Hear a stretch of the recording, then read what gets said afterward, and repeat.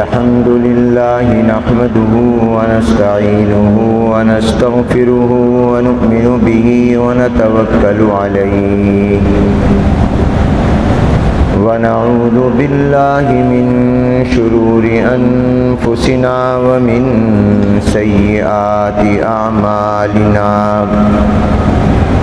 من يهده الله فلا مضل له ومن يضلله فلا هادي له ونشهد أن لا إله إلا الله وحده لا شريك له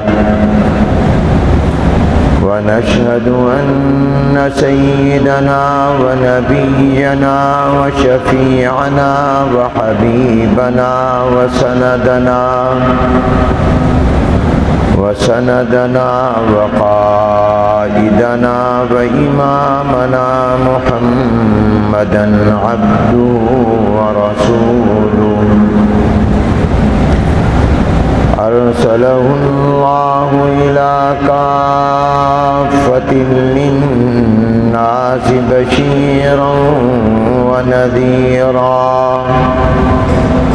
وداعيا إلى الله بإذنه وسراجا منيرا صلى الله تعالى على خير خلقه محمد وآله وأصحابه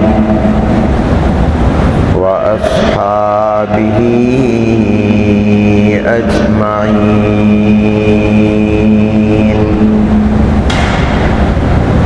أما بعد فأعوذ بالله من الشيطان الرجيم. بسم الله الرحمن الرحيم.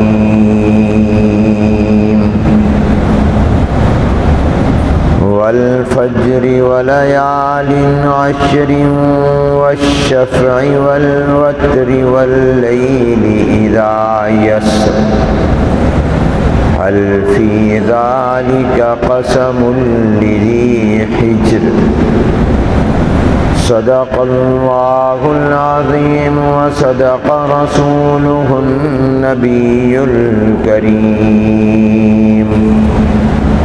ونحن على ذلك لمن الشاهدين والشاكرين والحمد لله رب العالمين.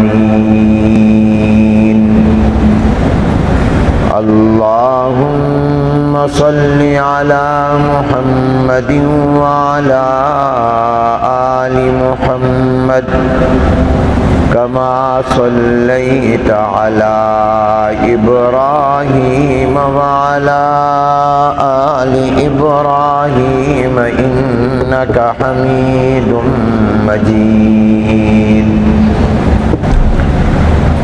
اللهم بارك على محمد وعلى آل محمد كما باركت على إبراهيم وعلى آل إبراهيم إنك حميد مجيد.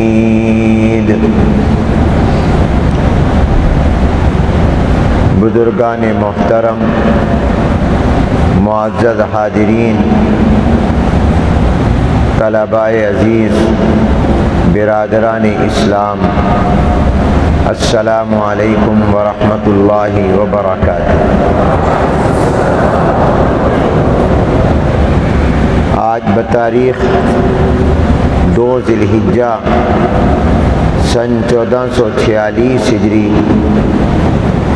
مطابق 30 مئی سن 2025 بروز جمعۃ المبارک جامع مسجد خیر المدارس ملتان میں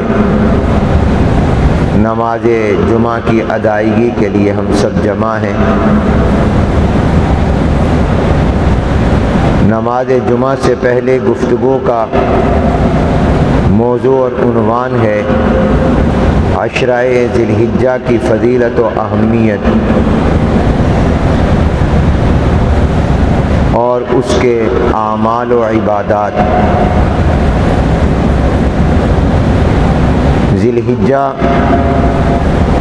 قمری سال کا آخری مہینہ ہے۔ آنے والے محرم الحرام سے نیا ہجری سال شروع ہوگا۔ موجودہ ہجری سال کا یہ آخری مہینہ ہے اور اس مہینے کا نام ذی الحجہ ہے، حج والا مہینہ۔ یہ نام اس لیے ہے کہ اس مبارک مہینے میں مسلمان فریضہ حج ادا کرتے ہیں، اس لیے اس کا نام ہے حج والا مہینہ۔ اس مہینے کی یہ فضیلت اور عظمت ہے کہ یہ ہمارے ہجری سال کا آخری مہینہ ہے۔ جس طرح کسی چیز کی ابتدا کو اہمیت ہوتی ہے، اس کے اختتام کو بھی اہمیت ہوتی ہے۔ مثلا جس دن آپ نے قرآن کریم حفظ کرنا شروع کیا، نورانی قاعدہ پڑھنا شروع کیا، اور پہلے دن استاد نے آپ کو پڑھایا، کہو الف، کہو با، کہو تا، وہ دن آپ کی زندگی کا یادگار دن ہے کہ آپ نے اس دن پڑھنا شروع کیا، قرآن کریم کو حفظ کرنا، یاد کرنا شروع کیا۔ اور اسی طرح وہ دن بھی آپ کی زندگی کا یادگار دن اور مہینہ اور وقت ہوگا جب آپ قرآن کریم کے حافظ بن جائیں گے اور قرآن کا آخری سبق پڑھیں گے اور سنائیں گے۔ ہاکذا زندگی میں جب کوئی انسان کام شروع کرتا ہے تو وہ شروع والا دن بھی اہم ہوتا ہے، اور جب وہ کام پورا اور مکمل ہو جاتا ہے تو وہ دن اور وقت بھی بڑا اہم ہوتا ہے۔ اسی طرح سال کا پہلا دن، پہلا مہینہ بھی اہم ہے کہ اس سے ایک نیا سال شروع ہو رہا ہے، اور سال کا آخری مہینہ اور آخری دن بھی بڑے اہم ہیں کہ اس پر وہ سال مکمل ہو رہا ہے۔ اس اعتبار سے یہ مہینہ اہم ہے کہ اس پر ہمارا سال پورا ہو رہا ہے، اور اس مہینے کے شروع کے 10 دن، ابتدائی 10 دن زیادہ اہمیت اور فضیلت والے ہیں۔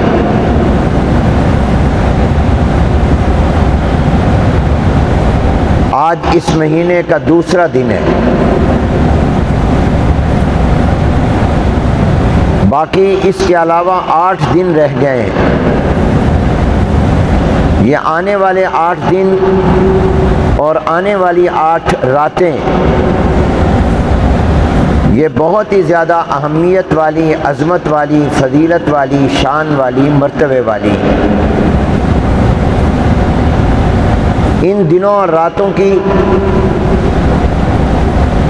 اہمیت اور فضیلت کا اس سے اندازہ لگائیں کہ اللہ جل جلالہ و عم نوالہ نے ان 10 راتوں اور دنوں کی قسم کھائی ہے۔ قرآن کریم کے آخر پاری کے سورۃ الفجر کی جو آیتیں میں نے پڑھی، ان آیتوں میں اللہ تعالیٰ نے ان 10 راتوں کی قسم کھائی ہے۔ والفجر ولیال عشر، قسم ہے فجر کی، صبح کی، اور قسم ہے 10 راتوں کی۔ جمہور مفسرین کے تفسیر کے مطابق ان 10 راتوں سے مراد یہ ذی الحجہ کی شروع کی 10 راتیں اور 10 دن ہیں۔ اگرچہ قرآن کریم میں قسم تو 10 راتوں کی ہے، لیکن مراد صرف 10 راتیں ہی نہیں ہیں، 10 دن بھی ہیں، رات کے ساتھ ان کا دن بھی مراد ہے۔ یاد رکھیے یہ عربوں کا محاورہ اور عربوں کا انداز اور عربوں کی عادت تھی کہ وہ وقت کا تذکرہ دن سے نہیں کرتے تھے، رات سے کیا کرتے تھے۔ مراد صرف رات نہیں بلکہ اس کے ساتھ دن 24 گھنٹے ہوا کرتے تھے۔ ہمارا محاورہ اور ہمارا طریقہ یہ ہے کہ ہم رات کی بجائے دن سے 24 گھنٹے کا تذکرہ کرتے ہیں۔ مثال کے طور پر اگر کوئی یہ کہے کہ میں آپ کے پاس آ کر 3 دن مہمان بنوں گا، آپ کے ہاں 2 دن 1 دن 3 دن رہوں گا، تو یہ مطلب نہیں ہوتا کہ میں دن کو تو رہوں گا، رات کو کہیں اور چلا جاؤں گا۔ مراد یہ ہوتا ہے کہ دن رات تمہارے پاس رہوں گا۔ کوئی مہمان آئے اور آپ کو خط لکھے، ٹیلی فون کرے کہ میں فلاں دن آپ کا مہمان بنوں گا 1 دن 2 دن کے لیے، تو آپ اس کو کہیں کہ جناب آپ نے تو مجھے یہ فرمایا تھا میں 1 دن مہمان بنوں گا، تو دن تو ہو گیا، اب رات کو آپ کہیں ہوٹل میں انتظام کریں۔ وہ کہے گا میرا مراد صرف دن نہیں تھا بلکہ دن کے ساتھ رات بھی تھی۔ تو ہمارے ہاں عام طور پر دن بولا جاتا ہے، مراد دن اور رات دونوں ہوتے ہیں، مگر عربوں کی عادت یہ تھی کہ وہ رات بولتے تھے، مراد دن بھی ہوتا تھا۔ چنانچہ اللہ نے وَلَيَالٍ عَشْرٍ جو فرمایا کہ ذی الحجہ کی 10 راتوں کی قسم، تو اللہ کا مقصود صرف راتیں نہیں ہیں بلکہ ان کے ساتھ ان کے دن بھی مراد ہیں۔ گویا یہ ذی الحجہ کے شروع کے 10 دن اور راتیں اتنی عظیم ہیں کہ اللہ جل جلالہ نے ان کی قسم کھائی ہے۔ اللہ تعالیٰ کو قسم کھانے کی ضرورت نہیں، اللہ تو سچے ہی سچے ہیں۔ وَمَنْ أَصْدَقُ مِنَ اللَّهِ قِيلًا وَمَنْ أَصْدَقُ مِنَ اللَّهِ حَدِيثًا۔ قسم کھانے کی ضرورت تو آپ کو پڑتی ہے، مجھے پڑتی ہے، تاکہ ہم قسم کھائیں گے تو لوگ اعتبار کر لیں گے، اگر ہم قسم کھا کر کوئی بات نہیں کریں گے تو وہ مانیں گے نہیں۔ اگرچہ اب عام طور پر لوگ جھوٹی قسمیں کھاتے ہیں، اب قسموں کا اعتبار بھی ختم ہو گیا، قرآن ہاتھ میں لے کر جھوٹ بولتے ہیں، تھانوں میں، کچہریوں میں، بازاروں میں، دفتروں میں، گھروں میں کتنی جھوٹی قسمیں اور کتنا جھوٹا قرآن اٹھایا جاتا ہے۔ جھوٹی قسم کھانے والا اللہ کی توہین کر رہا ہے، کیونکہ وہ کہتا ہے میں اللہ کی قسم کھا کر یہ بات کہہ رہا ہوں، جبکہ وہ جھوٹ بول رہا ہوتا ہے، گویا اس کے دل میں اللہ کے نام کا بھی کوئی ڈر اور خوف اور رعب نہیں ہے۔ قرآن ہاتھ میں لے کر جھوٹ بولتا ہے، گویا اس کے دل میں قرآن کی بھی عظمت نہیں ہے، وہ قرآن کی توہین کر رہا ہے۔ اللہ کا نام لے کر جھوٹی قسم کھانے والا اللہ کی توہین کر رہا ہے، قرآن ہاتھ میں لے کر جھوٹ بولنے والا قرآن کی توہین کر رہا ہے۔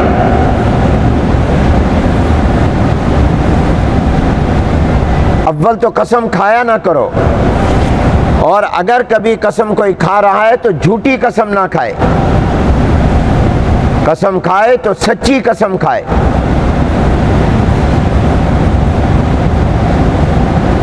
اور قرآن نہ اٹھایا کرو، ایسے مسلمان بنو کہ لوگ تمہاری زبان پر اعتماد کریں، لوگ تمہاری زبان پر بھروسہ کریں، مجھے اور آپ کو قرآن اٹھانے کی اور قسم کھانے کی ضرورت ہی نہ پڑے۔ اللہ ہمیں ایسا سچا مسلمان بنا دے، آمین کہہ دو۔ تو بہرحال آج چونکہ ہمارا اعتبار ختم ہو گیا، ہم اپنا اعتبار اور اپنا اعتماد قائم کرنے کے لیے اور اپنے آپ کو سچا ثابت اور ظاہر کرنے کے لیے قسم کھانے کے محتاج ہیں، مگر اللہ تعالیٰ کو اپنی بات کے سچا ہونے کو بتانے کے لیے قسم کی ضرورت نہیں، اللہ تو سچے ہی سچے ہیں۔ جب اللہ تعالیٰ قسم کھائیں گے مخلوق میں سے کسی چیز کی، اپنی بنائی ہوئی چیزوں میں سے کسی کی، تو وہ صرف اس لیے ہوگا تاکہ اس چیز کی عزت اور عظمت اور اس کی اہمیت ہمیں معلوم ہو جائے کہ یہ کتنی اہم چیز ہے اور کتنی اہم بات ہے کہ اللہ تعالیٰ اس کی قسم کھا رہے ہیں۔ چنانچہ ان 10 راتوں اور دنوں کی قسم اللہ نے اس لیے کھائی تاکہ ہمیں ان دنوں اور راتوں کی قدر معلوم ہو جائے، ہم ان دنوں اور راتوں کی ناقدری اور ناشکری نہ کر بیٹھیں، ہم ان دنوں اور راتوں سے غافل نہ ہو جائیں، ہم ان راتوں اور دنوں کی عظمت کو، فضیلت کو، اہمیت کو سمجھیں کہ اللہ جیسی ذات ان راتوں اور دنوں کی قسم کھا رہی ہے، تو ان راتوں اور دنوں میں کوئی بات تو ہوگی کہ اللہ ان کی قسم کھا رہے ہیں۔ تو اللہ تعالیٰ کی قسم نے بتا دیا کہ یہ راتیں اور یہ دن جو آج کل مجھے اور آپ کو حاصل ہیں، جس میں سے دوسرا دن گزر رہا ہے، 2 راتیں گزر چکی ہیں، 8 دن اور 8 راتیں باقی ہیں، ان کی ہم قدر کر لیں، ان راتوں اور دنوں کو قیمتی بنا لیں، ان کی فضیلتیں اور ان کا اجر و ثواب حاصل کر لیں۔ اور دوسری اہمیت ان دنوں اور راتوں کی آپ اس سے سمجھیں کہ 2 عبادتیں ایسی ہیں جو صرف پورے سال کے ان دنوں میں ہوتی ہیں، نہ ان سے پہلے ہوتی ہیں نہ ان کے بعد ہوتی ہیں۔ آپ سے پوچھتا ہوں، بتاؤ وہ کون سی 2 ایسی عبادتیں ہیں جو صرف ذی الحجہ کے مہینے میں ہوتی ہیں اور وہ بھی اس کے شروع کے دنوں میں ہوتی ہیں؟ وہ کون سی 2 عبادتیں؟ بلند آواز سے بولو۔ حج اور قربانی۔ حج پہلے ہے، قربانی بعد میں۔ حج کو پہلے ذکر کرو، قربانی کو بعد میں کرو۔ حج 9 کو ہوتا ہے، قربانی 10، 11، 12 کو ہوتی ہے۔ یہ 2 ایسی عبادتیں ہیں جو پورے سال کے کسی مہینے میں نہیں، نہ محرم میں، نہ سفر میں، نہ ربیع الاول میں، نہ ربیع الثانی میں، نہ جمادی الاولیٰ میں، نہ جمادی الاخری میں، نہ رجب میں، نہ شعبان میں، نہ رمضان میں، نہ شوال میں، نہ ذی القعدہ میں۔ جو 11 مہینے گزرے ہیں، ان 11 مہینوں میں سے کسی مہینے میں بھی یہ 2 عبادتیں نہیں ہیں، یہ صرف اس مہینے میں۔ نماز 5 وقت کی فرض ہے، لیکن نفل نماز آپ جب چاہیں پڑھ سکتے ہیں، صرف 3 ٹائم اور وقت میں نہیں پڑھ سکتے۔ جب سورج نکل رہا ہو، دوپہر کو ڈھل رہا ہو، شام کو غروب ہو رہا ہو، ان 3 وقتوں کے علاوہ نفل نماز جب دل چاہے پڑھ لو، دن میں، رات میں، جب چاہے تم یہ عبادت کا ثواب حاصل کر لو۔ فرض روزے تو صرف رمضان میں، لیکن رمضان المبارک کے علاوہ نفلی روزہ آپ پورے سال میں جب چاہیں نفلی روزہ رکھ کر اس عبادت کا ثواب حاصل کر لیں۔ صرف عید الفطر والے دن میں نفلی روزہ نہیں اور قربانی کے 3 دنوں میں روزہ نہیں، یہ 4 دن نکال دیں، باقی پورے سال میں جب چاہیں آپ یہ نفلی عبادت کر کے اس کا ثواب حاصل کر سکتے ہیں۔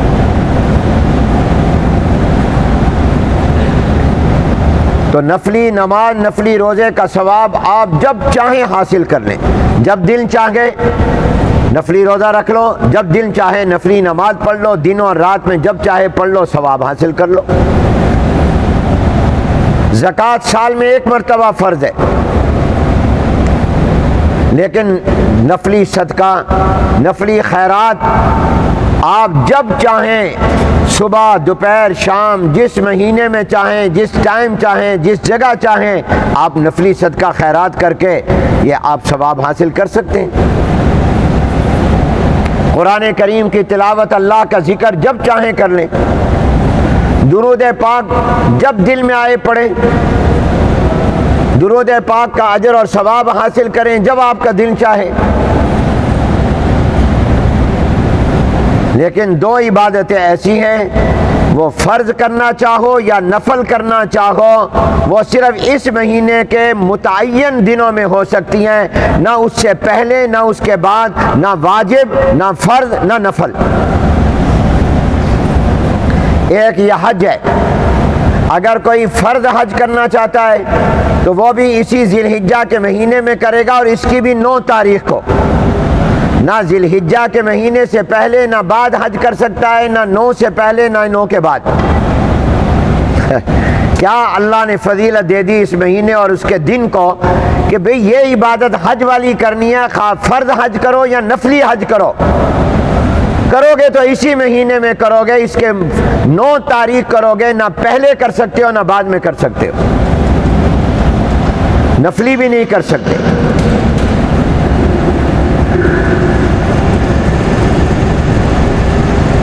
اور قربانی، اگر قربانی والی عبادت کوئی واجب کے طور پر کر رہا ہے، جس پر قربانی واجب ہے، وہ بھی اس مہینے سے پہلے اس مہینے کے بعد نہیں کر سکتا۔ کرنی ہے تو اسی مہینے میں کرنی ہے، اور اس مہینے کی بھی 10، 11، 12 کو کرنی ہے۔ خواہ واجب قربانی کرو یا واجب نہیں ہے، اپنی خوشی اور شوق سے کر رہا ہے نفلی قربانی، تو وہ بھی صرف اسی مہینے میں کرے گا، اس سے پہلے بھی نہیں اور اس کے بعد بھی نہیں۔ اگر قربانی کے 3 دن گزر گئے، 10 کو نہیں کی، 11 کو نہیں کی، 12 کو نہیں کی، اب 13 سے لے کر اگلے سال کی 10 تاریخ تک نہ نفل قربانی کر سکتا ہے نہ واجب قربانی کر سکتا ہے۔ بکرا ذبح کرے گا، صدقے کا ثواب مل جائے گا، قربانی کا نہیں ملے گا۔ نہ حج نفلی نہ فرض، نہ قربانی واجب نہ قربانی نفل، ان دنوں کے علاوہ جو اللہ نے متعین اس مہینے میں کر دیے ہیں، نہ اس سے پہلے ہے نہ اس کے بعد۔ حالانکہ حج آپ دیکھیں کہ حج ہوتا ہے مکۃ المکرمہ میں، اور مکۃ المکرمہ یہ شہر پورا سال دنیا کی زمین پر موجود ہے، یا یہ شہر صرف حج کے اس مہینے میں بنتا ہے اور حج کے اس مہینے میں یہ شہر ہوتا ہے، آگے پیچھے نہیں ہوتا، پورا سال ہے۔ بیت اللہ اور خانہ کعبہ یہ صرف حج کے دنوں میں آسمان سے بیت اللہ زمین پر نہیں اترتا، پورا سال بیت اللہ خانہ کعبہ موجود ہے۔ تو طواف کر لینا، حج والا نہیں کر سکتے، عمرے کا ہوگا، حج والا طواف نہیں ہو سکتا۔ یہ عرفات کا میدان جہاں حاجی حج کا فرض ادا کرتے ہیں، یہ میدان کیا سال کے 359 دن میں زمین پر یہ میدان نہیں ہوتا؟ یہ صرف 60ویں دن ہی ہوتا ہے، یا یہ پورا سال میدان موجود ہے؟ بولو، جواب دو اگر بات سمجھ آ رہی ہے۔ یہ عرفات کا میدان پورا سال موجود ہے یا صرف ایک دن میں اترا ہے؟ پورے سال میں جب کوئی وہاں چلا جائے، جب مرضی جائے، حج ہوگا، جگہ تو موجود ہے۔ مینا میں جہاں شیطان کو کنکریاں مارتے ہیں، وہ علامت کے طور پر جو پتھر ہیں، وہ پتھر پورا سال وہاں کھڑے رہتے ہیں کہ نہیں رہتے، موجود ہوتے ہیں کہ نہیں ہوتے؟ لیکن جا کر اس کو مارو کنکریاں، حج کا حکم نہیں ہوگا۔ متعین دن ہے، ٹائم متعین ہے، دن متعین ہے۔ تو اللہ نے اس مہینے کے ان مخصوص اور متعین دنوں کو ایسی فضیلت عطا فرمائی ہے کہ ان میں وہ عبادت اللہ نے رکھ دی ہے جو پورا سال میں کبھی بھی نہیں ہو سکتی، نہ فرض ہو سکتی ہے، نہ نفل ہو سکتی ہے، نہ واجب ہو سکتی ہے۔ کرنی ہے تو ان دنوں میں کرو۔ اگر حج کر لیا 9 تاریخ کو تو ٹھیک ہے، اگر نہیں کیا تو پھر پورا سال انتظار کرو۔ قربانی کر لیا 10 11 12 کو تو ٹھیک، اگر نہیں کر سکے تو پورا سال انتظار کرو، اگلے سال کا انتظار کرو۔ تو ان دنوں اور راتوں کی ایک فضیلت تو اس لیے معلوم ہوئی کہ اللہ نے ان کی قسمیں کھائی ہیں، اور دوسری فضیلت یہ ہوئی کہ اللہ نے ان دنوں اور راتوں کو وہ مرتبہ اور شان عطا کیا جو اللہ نے پورے سال کے باقی دنوں اور راتوں کو وہ مرتبہ عطا نہیں کیا کہ حج اور قربانی کی عبادت کرنی ہے تو ان دنوں میں کرو، آگے پیچھے نہیں ہو سکتی۔ لہذا ان دنوں اور راتوں کی قدر کرو۔ ان کی قدر یہ ہے کہ ان دنوں اور راتوں میں جتنا ہو سکے اللہ تعالیٰ کی عبادت کرو۔ ان دنوں اور راتوں میں اللہ تعالیٰ کو یاد کرو، ان دنوں اور راتوں کو قیمتی بناؤ، ان دنوں اور راتوں کی فضیلتیں اور برکتیں اور اس کی اجر و ثواب کو حاصل کرو۔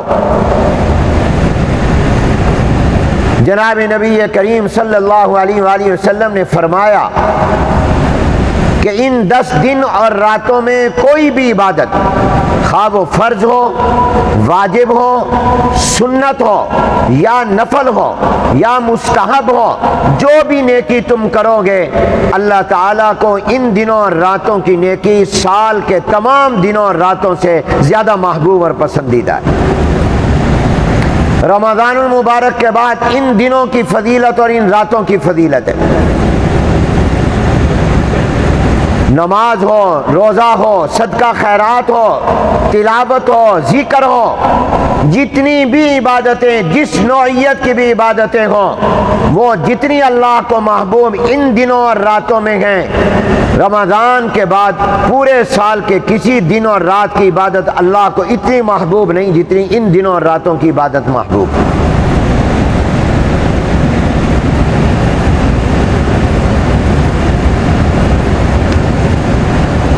اب آپ کے ذہن میں یہ سوال پیدا ہوگا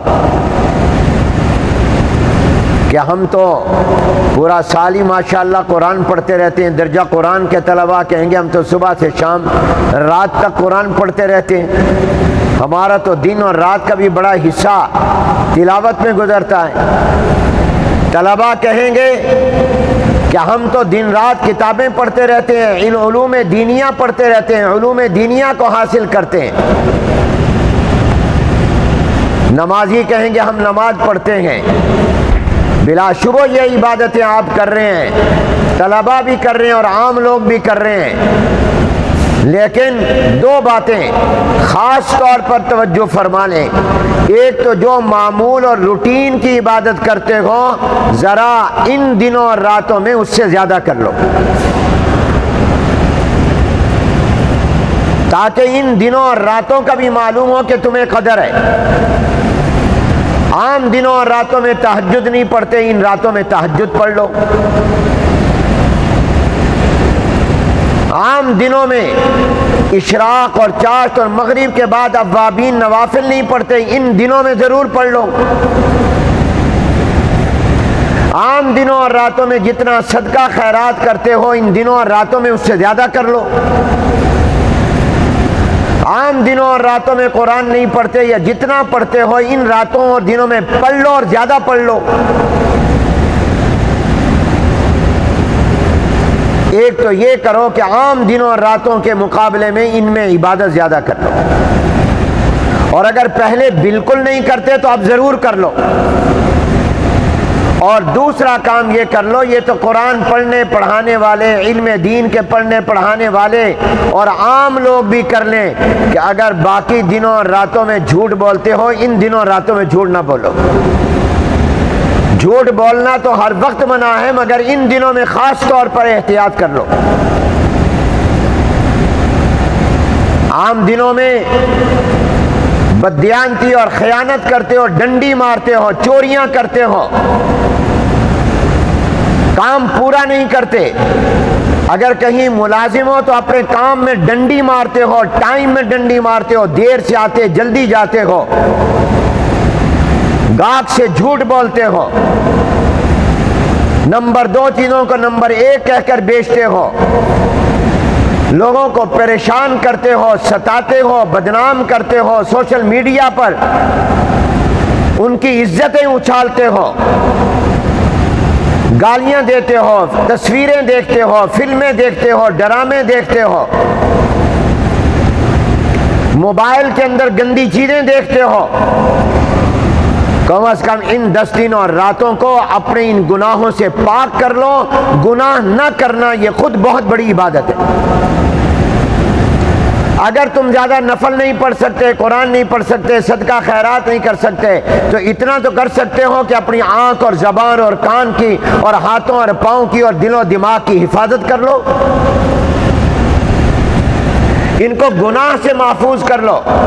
اور گناہ سے بچ جانا یہ خود بہت بڑی عبادت ہے۔ نہیں پڑھتے نفل نہ پڑھو، تہجد نہیں پڑھ رہے نہ پڑھو، کم از کم اتنا تو کر لو کہ میں نے ان دنوں اور راتوں میں جھوٹ نہیں بولنا، میں نے ان دنوں اور راتوں میں کوئی عورتوں کی تصویریں نہیں دیکھنی، میں نے کسی پر الزام نہیں لگانا، تہمتیں نہیں لگانی، میں نے کسی کی عزت سے نہیں کھیلنا۔ میں نے اپنے آپ کو موبائل اور سوشل میڈیا سے بچانا ہے، اس لیے کہ یہ موبائل خود بہت بڑا سینما ہے، بہت بڑا گناہ کا آلہ ہے۔ کھولو تو سامنے عورتوں کی تصویریں۔ ان دنوں اور راتوں میں جس طرح نیک اعمال کی قدر زیادہ ہے، اسی طرح گناہ کا سنگینی بھی زیادہ ہو جاتی ہے۔ یاد رکھو، جگہ اور وقت کے بدلنے سے نیکی اور گناہ کی حیثیت میں فرق آ جاتا ہے۔ چوری چوری ہے، گناہ ہے، لیکن اگر کوئی مسجد کی چوری کرے تو اس کی حکم عام چوری والا ہوگا یا یہ زیادہ بڑی چوری شمار ہوگی؟ عام جگہ کی چوری گناہ ہے اور مسجد کی چوری بڑا گناہ ہے۔ جیسے مسجد میں نماز کا ثواب بڑھ جاتا ہے، گناہ کی سزا بھی بڑھ جاتی ہے۔ جمعے کے دن نیک اعمال کا اجر زیادہ ہے، جمعے کے دن گناہ کی سزا بھی زیادہ ہے۔ جب ان 10 دنوں اور راتوں میں عبادتوں کا اجر زیادہ ہے، تو ان 10 دنوں اور راتوں میں اگر کوئی اللہ کی نافرمانی کرے گا، گناہ کرے گا، اس کی سزا بھی زیادہ ہوگی۔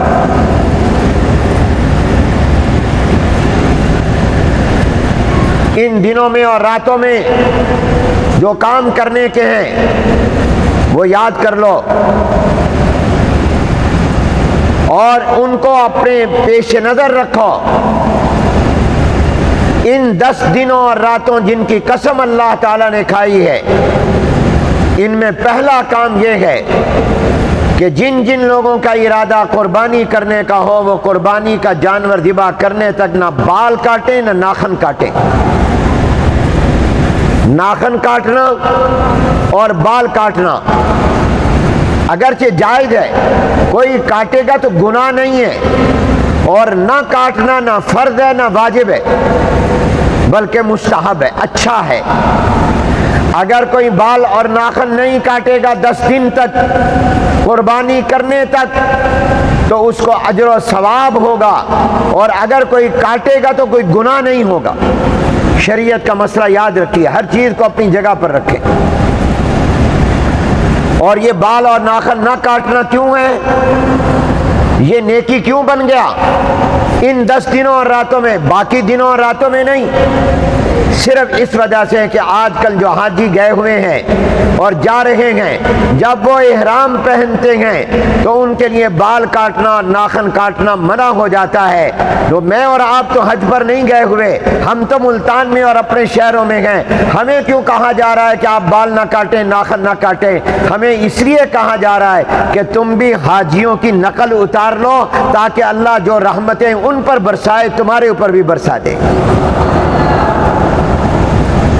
ہم ان کی نقل اتار لیں، ہم ان کی مشابہت اختیار کر لیں۔ من تشبہ بقوم فہو منہم، کہ اللہ تعالیٰ ان دنوں میں اور خاص طور پر 9 ذی الحجہ کو حج کے میدان میں جو رحمتوں کی بارشیں حاجیوں پر کرے گا، تو جو حاجیوں جیسا بننے کی کوشش کر رہا ہے، نقل اتار رہا ہے کہ حاجی بال نہیں کاٹتا، ناخن نہیں کاٹتا، ہم بھی نہیں کاٹ رہے، تاکہ ان کی نقل اتاریں تو اللہ تعالیٰ وہ نعمتیں اور رحمتیں ہمیں بھی عطا فرما دے۔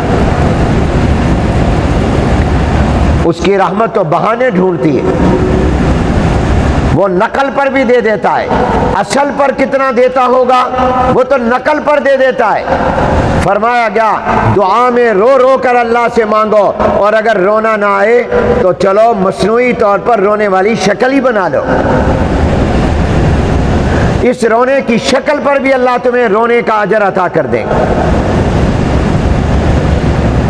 حاجیوں سے کہا، عمرہ کرنے والوں سے کہا صفا مروہ میں دوڑو تاکہ حضرت ہاجرہ کی نقل اتار لو، کیونکہ ہم اس نقل پر بھی تمہیں ثواب عطا کر دیں گے۔ شیطان کو جی کافی جگہ خالی ہے، عوام اچھا آگے ہو جاؤ بھائی، آگے ہو جاؤ، ساتھی پیچھے ہیں باہر تاکہ ان کو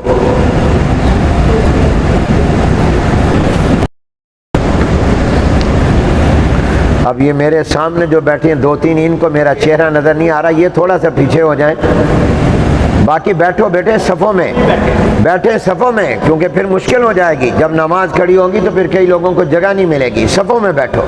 آگے ایک صف خالی تھی اس لیے ہم نے کہا اگلی صف میں آ جائیں، تمام صفوں میں بیٹھے، جو صف میں نہ ہو وہ اٹھ کر ابھی صف میں جگہ بنا لے، ورنہ نماز کے وقت پریشانی ہوگی۔ جگہ دے دو صفوں میں۔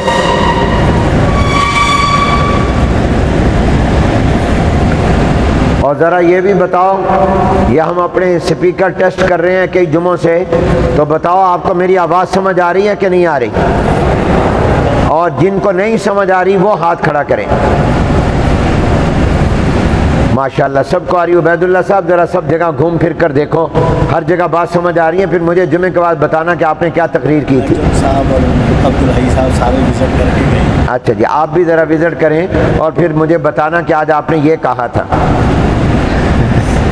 میری تقریر مجھے سنانا، تو اس سے پتہ چلے گا آپ کو سمجھ آئی ہے کہ نہیں آئی۔ میرے دوستوں اور عزیزوں، ان دنوں کا پہلا حکم کیا ہے؟ اپنی زبان سے کہو بال اور ناخن نہ کاٹنا۔ یہ فرض ہے؟ بولو یہ واجب ہے؟ نہیں، یہ کیا ہے؟ مستحب ہے۔ اگر کوئی کاٹ لے گا گناہگار ہوگا؟ نہیں ہوگا۔ بہتر اچھا ہے کہ نہ کاٹے، کیوں؟ تاکہ حاجیوں جیسا بن جائے۔ وہ خواجہ عزیز الحسن مجذوب رحمۃ اللہ علیہ یہ شعر پڑھا کرتے تھے، یا رب، نہیں بلکہ یوں ہے، تیرے محبوب کی یا رب شباہت لے کر آیا ہوں، حقیقت اس کو تو کر دے میں صورت لے کر آیا ہوں۔ شکل بنا لو، شباہت پہلا کام۔ دوسرا کام، حضور اکرم صلی اللہ علیہ وسلم نے فرمایا یہ ایسی مبارک 10 راتیں ہیں کہ ان میں سے ہر رات کی عبادت پر اللہ تعالیٰ شب قدر کا ثواب عطا فرمائیں گے۔ رمضان میں تو ایک شب قدر ہے اور اب اللہ 10 دے رہا ہے۔ اگر ان راتوں میں آپ عبادت کر لیں گے، تھوڑی دیر قرآن پڑھ لیں، صدقہ کر لیں، 2 رکعت نفل پڑھ کر سو جائیں، اٹھ کر پڑھ لیں صبح سے پہلے پہلے، تو اللہ تعالیٰ آپ کو شب قدر کی عبادت کا ثواب عطا فرمائیں گے۔ رات کو عبادت کر لو، شب قدر کا ثواب۔ تیسرا کام، جو رکھ سکے ان دنوں میں روزہ رکھے۔ حضور علیہ السلام نے فرمایا یہ ایسے دن ہیں کہ ایک دن کا روزے پر اللہ تعالیٰ 10 روزوں کا نہیں، ایک روزے کا نہیں، 10 کا نہیں، پورے سال کے روزوں کا ثواب عطا فرمائیں گے۔ پورے سال کے روزے کا ثواب ایک روزے پر۔ اگر 8 روزے رکھے، 8 سال کے روزوں کا ثواب مل جائے گا۔ اور اس مہینے کی 9 تاریخ، یہ تیسرا کام ہے، عرفہ کا دن 9 تاریخ کا جو روزہ رکھے گا، ترمذی شریف میں، سنن ابن ماجہ میں جناب نبی کریم صلی اللہ علیہ وسلم کا فرمان ہے کہ مجھے اللہ کی رحمت سے امید ہے کہ اللہ تعالیٰ اس کے 2 سال کے گناہ معاف کر دیں گے، 1 سال جو گزر گیا، 1 سال جو آنے والا ہے۔ یہ 9 تاریخ آ رہی ہے اگلے جمعے کو، آج 2 ہے، آنے والے جمعے کو 9 تاریخ ہوگی۔ کوشش کر لیں آنے والے جمعے کے دن روزہ رکھیں۔ ایک تو 9 تاریخ کا روزہ ہوگا، عرفہ کا دن ہے، اور دوسرا جمعے کا دن ہے، ڈبل ثواب مل جائے گا،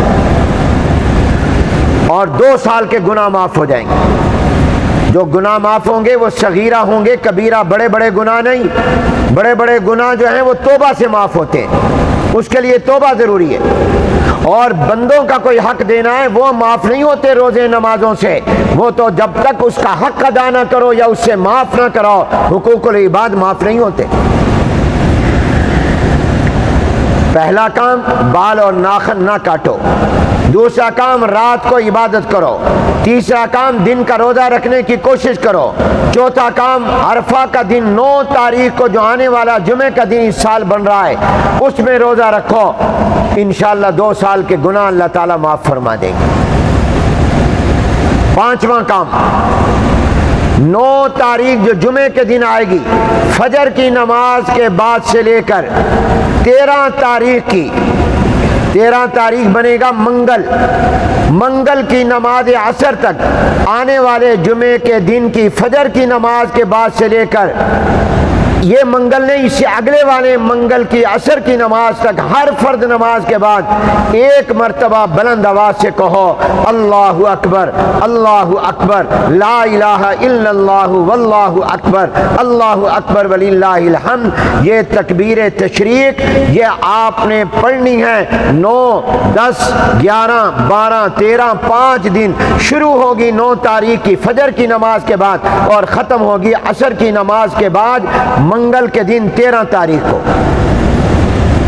یہ واجب ہے، ہر مسلمان پر واجب ہے، عورتوں پر بھی مردوں پر بھی۔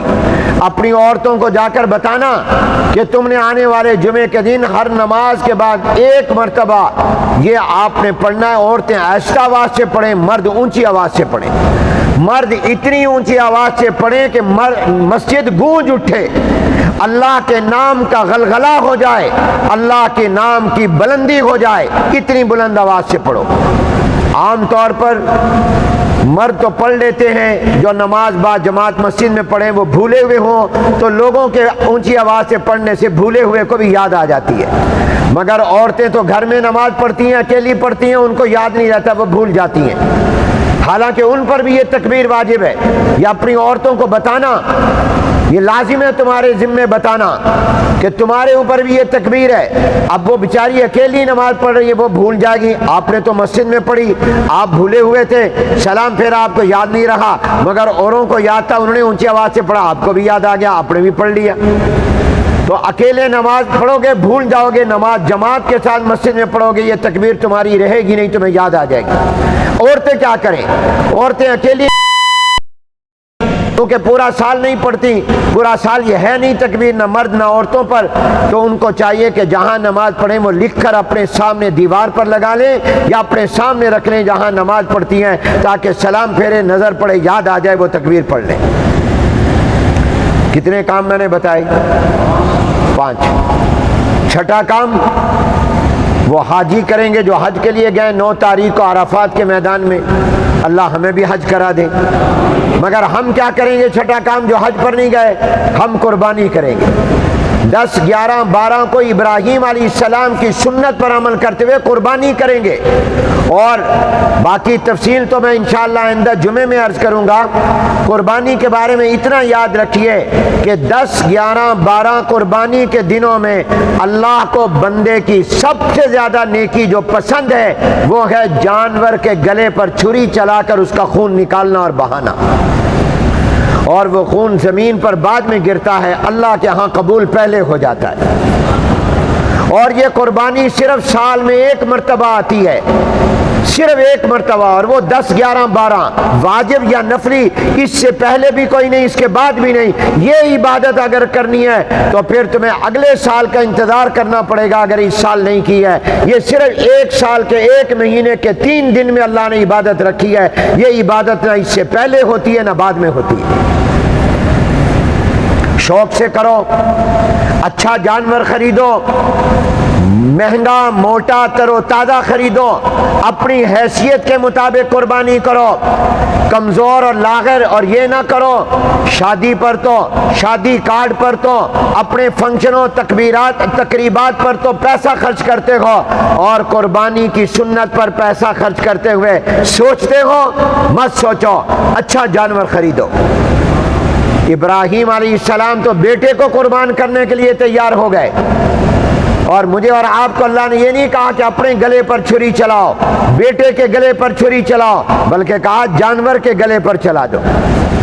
یہ کتنا بڑا انعام! ابراہیم علیہ السلام تو اکلوتے جوان بیٹے کو ذبح کرنے کے لیے تیار، اور ہمیں اور آپ کو اللہ نے کہا نہیں تم بس قربانی کا جانور کر دو، اور مال اللہ کا دیا ہوا ہے، اور جو ہم قربانی کریں گے اس کا ثواب بھی ہمیں ملے گا، فائدہ بھی ہمیں ملے گا۔ وہ کتنا رحیم ہے، اس نے یہ نہیں کہا کہ قربانی کا جانور ذبح کرنے کے بعد اب تم اس کا گوشت نہیں کھا سکتے، فرمایا قربانی تو میرے نام پر کی ہے، مگر میں اتنا مہربان رحمان ہوں، گوشت تم کھا لو، یہ گوشت تمہارے لیے، پورا کھانا چاہو پورا کھا لو، اگرچہ بہتر یہ ہے کہ 3 حصوں میں کرو، ایک حصہ خود کھاؤ، ایک حصہ غریب رشتہ داروں میں تقسیم کرو، اور ایک حصہ عام لوگوں میں تقسیم کرو، فریجیں بھر کر نہ رکھو، ڈیپ فریزر پہلے لے آؤ جناب، بھر کر رکھ لو پورا سال، 2 مہینے گوشت نہیں خریدیں گے۔ اور جس کو اللہ نے حیثیت اور طاقت دی ہو وہ اپنی طرف سے بھی قربانی کرے، اپنے ماں باپ کی طرف سے بھی کرے، تمہارے ماں باپ کا بھی تم پر حق ہے، اگر تمہارے اندر ہمت ہے اور طاقت ہے اور اللہ نے پیسے دیے اور حیثیت ہے تو اپنی قربانی بھی کرو، اپنے ماں باپ کی طرف سے بھی کرو، آپ کے ماں باپ کو بھی ثواب پہنچے گا، اپنے استادوں کی طرف سے کرو، جناب نبی کریم صلی اللہ علیہ وسلم کی طرف سے کرو، حضور علیہ السلام نے اپنی امت کی طرف سے قربانی کی ہے، ہر سال جب کی اپنی طرف سے بھی کی، امت کی طرف سے بھی کی ہے، اور ایک نہیں کئی اونٹ ذبح کیے ہیں، اپنے حضور علیہ السلام کی طرف سے کرو، صحابہ کی طرف سے کرو، حضرت ابو بکر، حضرت عمر، حضرت عثمان، حضرت علی رضی اللہ تعالیٰ عنہ کی طرف سے کرو، زیادہ نہیں کر سکتے، ایک کرو سب کی نیت کر لو، ایک کرو سب کی نیت کر لو، اپنی کے علاوہ ایک کر لو، سب کی نیت کر لو، اللہ تعالیٰ اجر و ثواب دیں گے۔ اللہ کے راستے میں قربانیاں، حج اور زکوٰۃ اور صدقے خیرات پر والا مال خرچ کرنے سے قسم کھا کر کہتا ہوں، مسجد میں کہتا ہوں، اس منبر پر کہتا ہوں کہ جتنا تم پیسہ حج پر، قربانی پر، زکوٰۃ میں، صدقے میں، خیرات میں دو گے، تمہارا مال کبھی بھی کم نہیں ہوگا بلکہ مال بڑھ جائے گا۔ اللہ کہہ رہا ہے مال بڑھ جائے گا، اللہ کی بات غلط نہیں ہو سکتی۔ وآخر دعوانا الحمدللہ رب العالمین۔